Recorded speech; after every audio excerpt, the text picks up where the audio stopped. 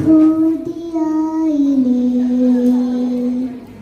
ഒരു ഗ്രാമത്തിൽ ഒരു ധനുമാസത്തിൽ കുളിരും രാവിൽ പാർത്തിരുന്നോ രജപാലകൻ ദേവനാദം കേട്ടു ആമോദര ദേവനാദം കേട്ടു ആമോദരായി വർണ്ണരാജികൾ